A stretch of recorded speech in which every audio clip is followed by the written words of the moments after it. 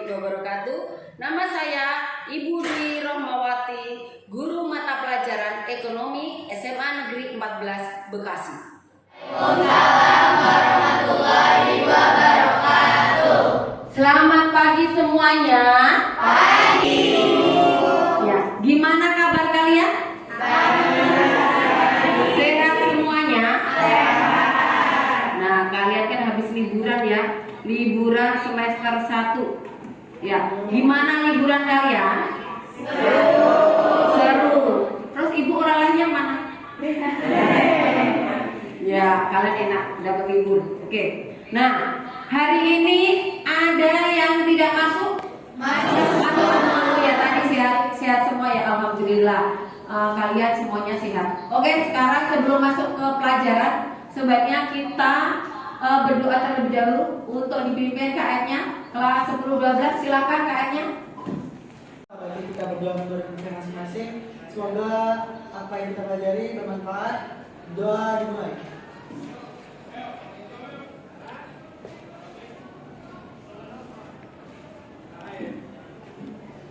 Berdoa selesai.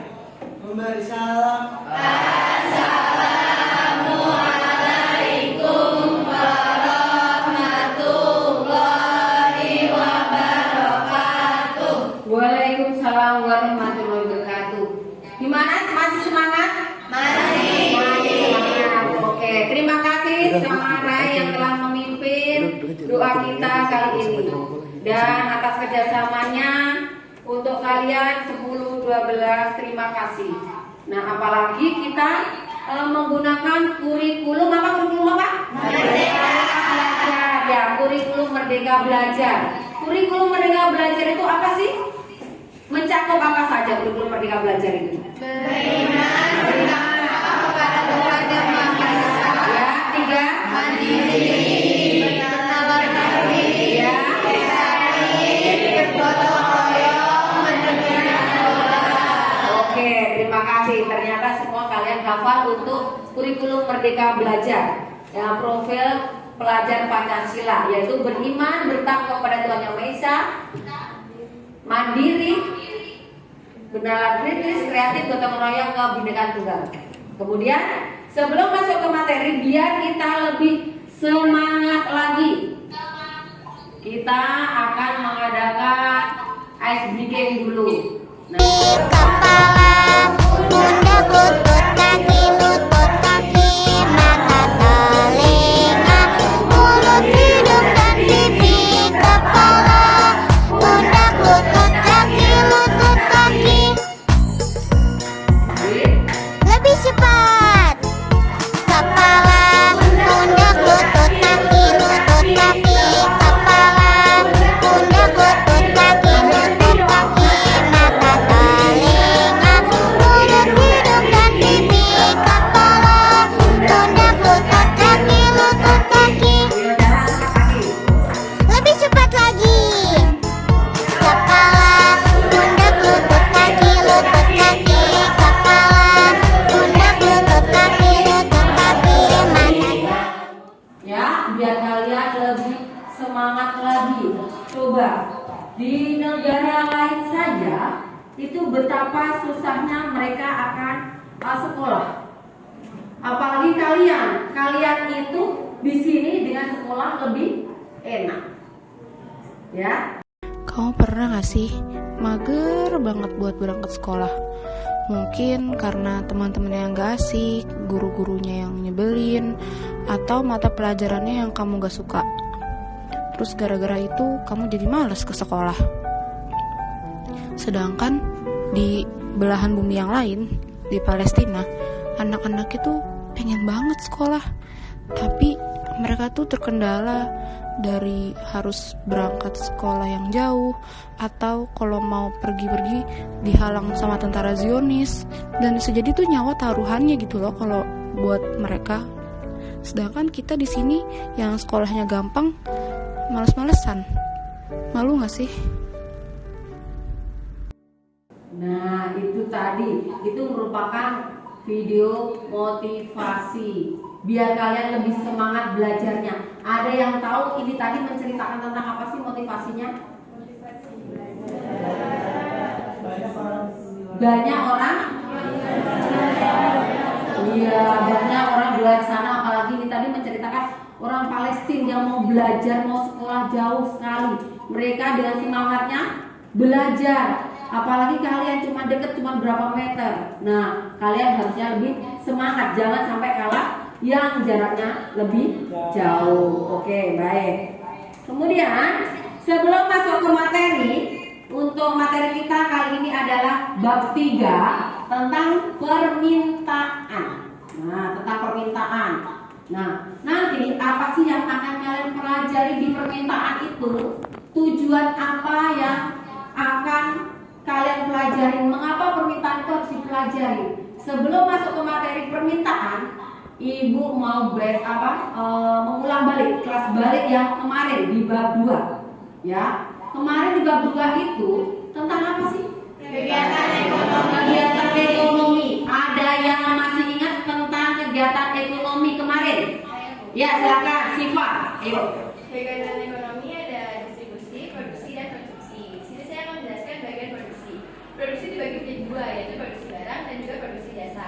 Ada juga faktor-faktor dalam produksi, yaitu faktor alam, faktor modal, dan juga faktor keahlian. Ya, oke, itu yang diingat. Ya, ada yang masih ingat lagi? Ya, harus silakan. Di kegiatan ekonomi ada konsumsi. Tiga ciri-ciri benda konsumsi adalah benda yang dikonsumsi adalah benda-benda ekonomi. Benda-benda konsumsi ditujukan untuk kebutuhan hidup. Manfaat, nilai ataupun volume benda-benda akan habis sekaligus atau berangsur-angsur. Ih, keren. Oke, ada yang lain lagi masih ingat? Ya, oke, Aiwan. Yang saya ingat tuh salah satunya distribusi, dan salah satu distribusi itu ada kegiatan distribusi. Itu diawali dengan pembelian, terus pembelian dan pengelompokan barang, terus pembungkusan dan pengepakan, penggunaan, pengangkatan dan pengangkutan barang. Oke, terima kasih Aiwan. Alhamdulillah masih banyak yang mengingat ya tentang kegiatan ekonomi. Lalu kemudian kita masuk ke permintaan. Permintaan itu apa? Nah, ini.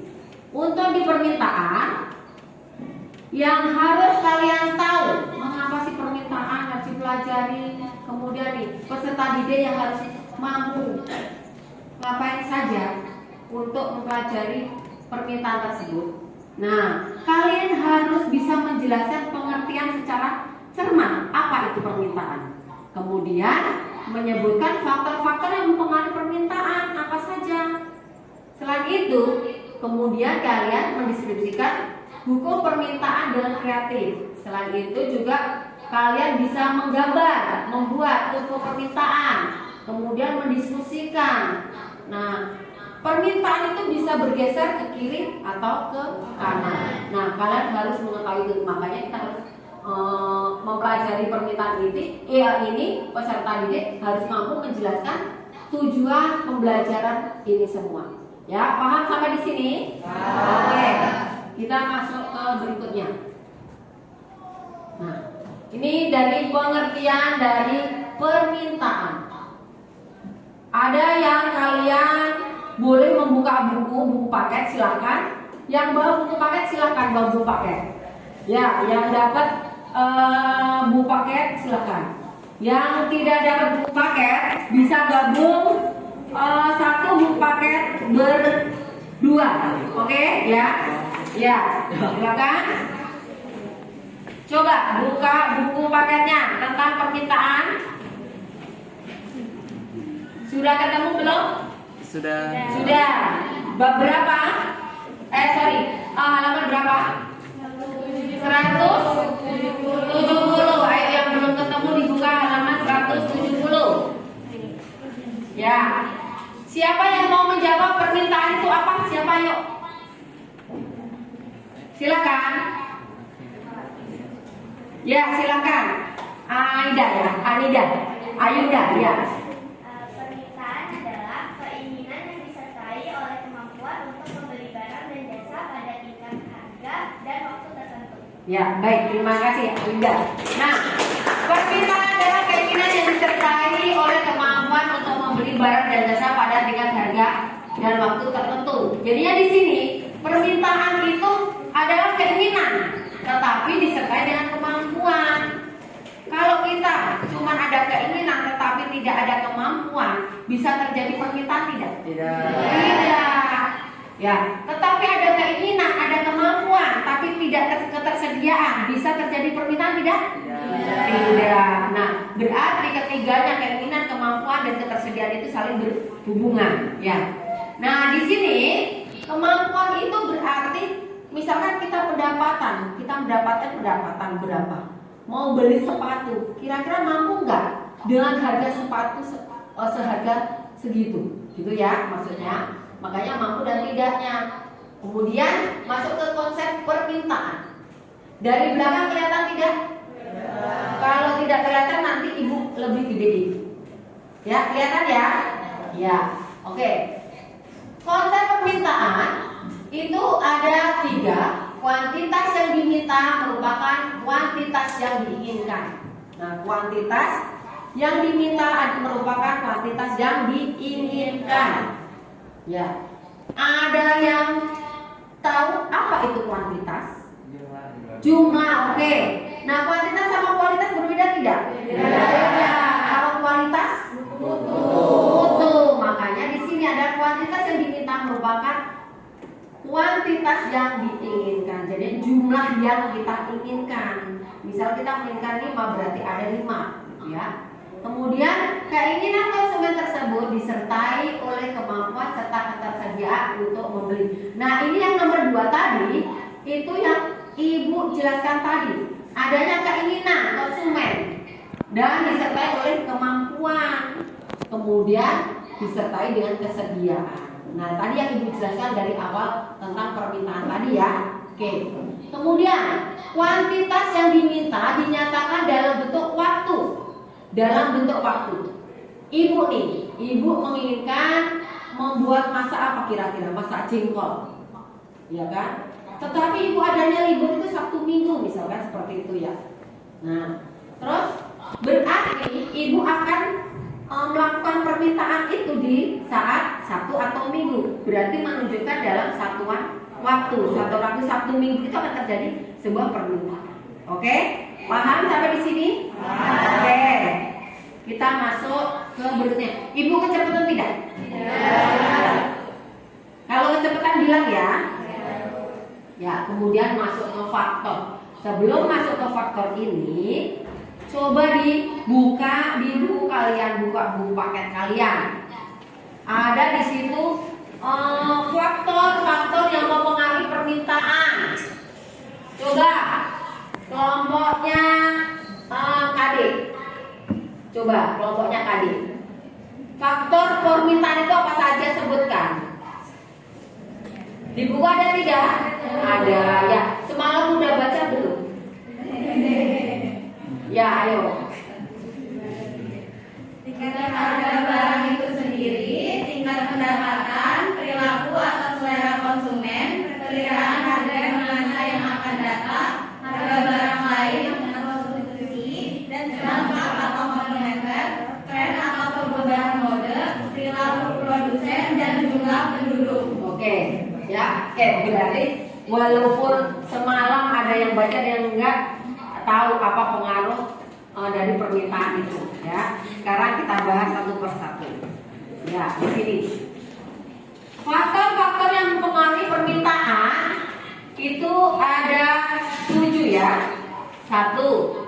Harga barang substitusi, ya, dan harga barang komplementer. Nah, ada yang masih ingat di bab 1 tentang kebutuhan, macam-macam kebutuhan, alat pemuas kebutuhan. Di situ kan dijelaskan tentang barang substitusi dan barang komplementer. Siapa yang mau jawab? Ya, Kade, yuk. Jadi barang substitusi itu adalah barang yang menggantikan benda lain, sedangkan barang komplementer benda yang melengkapi benda lain. Ya, oke, terima kasih Kade. Nah, mengapa harga substitusi dan barang komplementer ini mempengaruhi permintaan? Kalau ada barang pengganti, ya, kenapa sih kita harus melakukan permintaan? Nah, gitu. Nah, kemudian barang komplementer, barang pelengkap, misalkan ibu mau ngopi nih, cuma ada kopinya doang, tapi gulanya nggak ada. Berarti buat melakukan permintaan kan? Nah, di situ. Makanya mempengaruhi terjadinya permintaan apa tidak di situ. Kemudian kedua, jumlah pendapatan. Ya, jumlah pendapatan. Katakanlah ibu kerja. Ibu kerja kan ada pendapatan. Itu nanti akan mempengaruhi permintaan. Nah, berarti ini juga akan berpengaruh pada bab 1. Bab 1 kemarin, biar kalian ingat kembali. Yaitu berarti pendapatan bertambah, berarti pengeluaran akan bertambah. Contohnya misalkan kalian itu dapat uang saku dari orang tua kalian tidak? Dapat. Seharinya berapa? 15 masih bawa bekal tidak? Masih bawa bekal. Nah, katakanlah uang tadi itu pendapatan kalian dari orang tua. Itu contoh ya, ini misalkan. Nah, itu 15 buat jajan ini dan itu cukup. Ya kan? Kemudian uang kalian itu ditambahin uang sakunya sama orang tua kalian 20.000. Cukup tidak? Cukup. Tapi nanti pasti jajan kalian akan bertambah kan? Iya. Nah, makanya pendapatan bertambah, pengeluaran bertambah.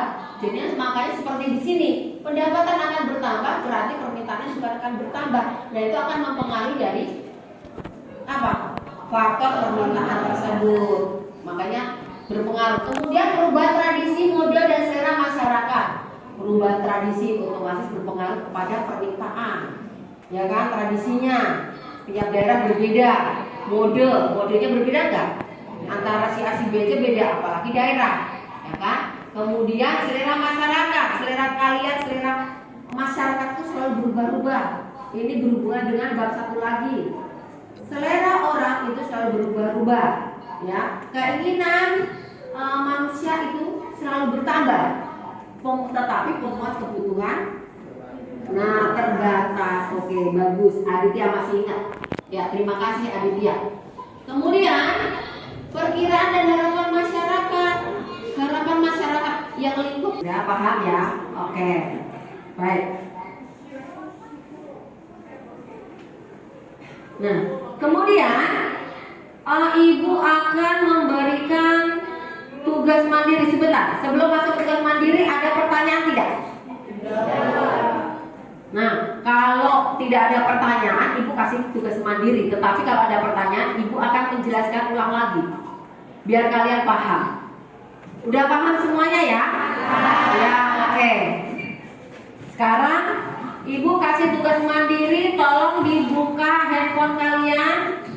Ya, handphone kalian. Ibu kasih tugas dikerjakan sekarang di Google ya.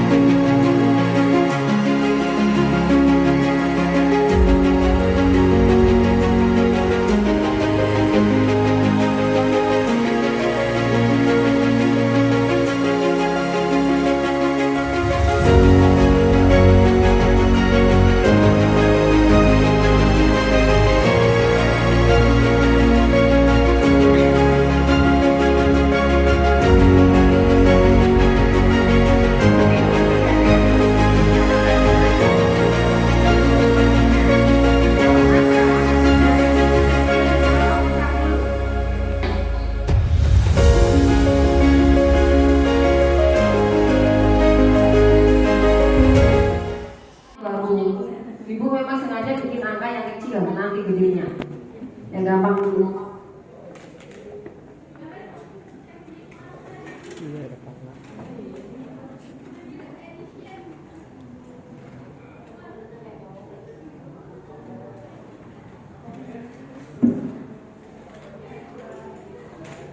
Baik, lihat duluan.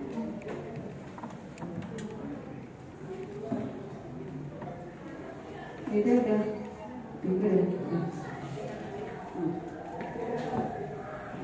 Oke, waktunya udah cukup ya. Apa Vicky? Udah. Oke, waktunya udah cukup, udah habis.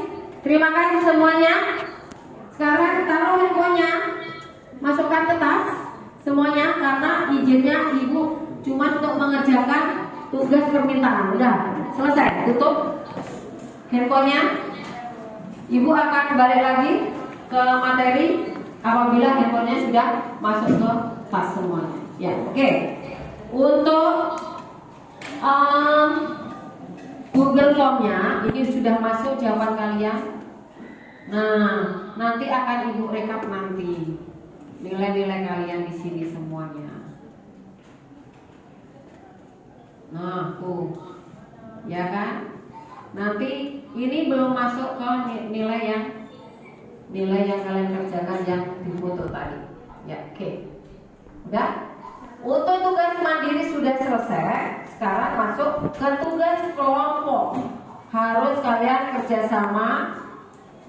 Ya, kembali ke profil pelajar Pancasila, yaitu kerjasama dan gotong royong. Ya, nih.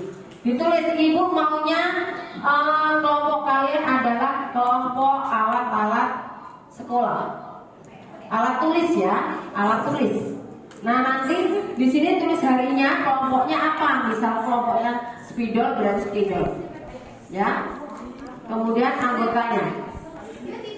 Jadi ini nih ada kelompok dan nama kelompok. Nah, kelompoknya itu berarti kelompok 1, 2, 3, 4. Nah, kelompok 1 misalkan tip F. Nah, kayak grup band kan? Nah, sudah nih. Kerjakan. Kalian kerjakan di sebaliknya ya, sebaliknya.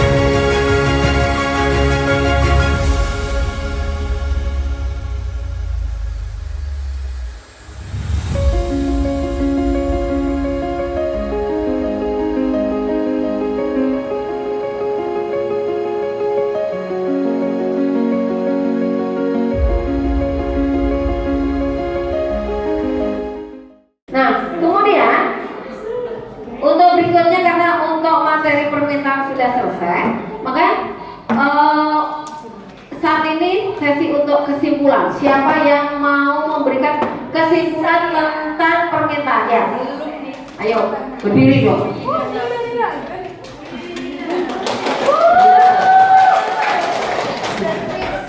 Ya.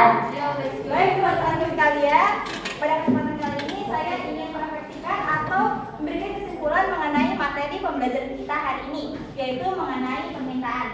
Jadi permintaan itu adalah keinginan yang disertai dengan kemampuan untuk membeli suatu barang dan jasa pada tingkat harga dan waktu tertentu. Nah, kemudian ada faktor-faktor permintaan. Jadi faktor permintaan ini yang akan mempengaruhi kurva permintaan itu bergeser ke kanan atau ke kiri. Faktor-faktor permintaan itu yang pertama ada harga barang substitusi dan harga barang komplementer. Kemudian jumlah pendapatan, jumlah dan karakteristik penduduk, perubahan tradisi, mode, serta selera masyarakat. Kemudian ada perkiraan dan harapan masyarakat, hari raya keagamaan, dan kondisi sosial ekonomi. Selanjutnya ada hukum permintaan. Jadi hukum permintaan itu menunjukkan bahwa harga itu berperan sangat penting ya terhadap jumlah permintaan yang kuantitas permintaan itu.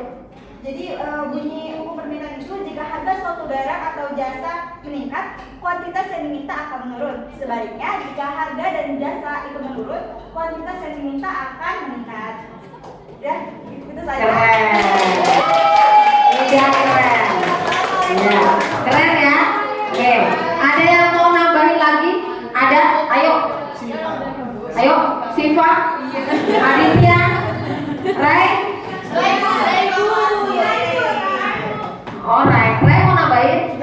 Oh, sudah cukup. Nah, setelah kesimpulan selesai ya, materi selesai, maka akan kita pertemuan berikutnya ya, kita akan ketemu lagi untuk pertemuan berikutnya tentang penawaran.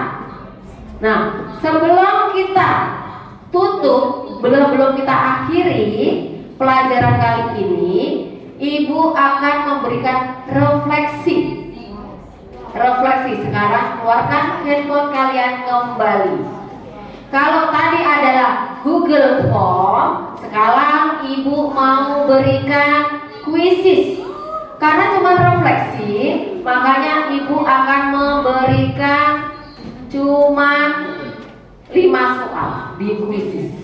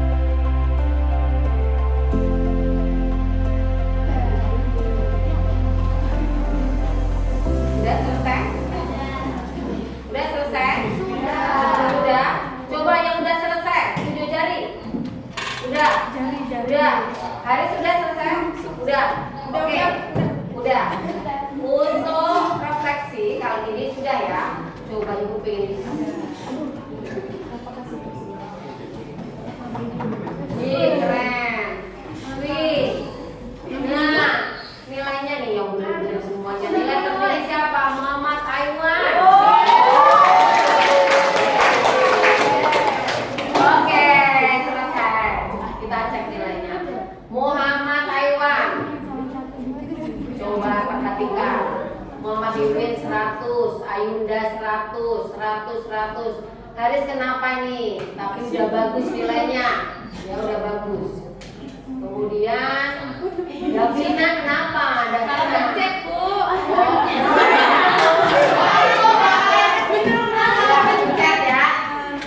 Oke, tapi udah seneng, udah bahagia Ibu. Kenapa? Nilainya udah keren-keren, berarti kalian memahami tentang permintaan tersebut.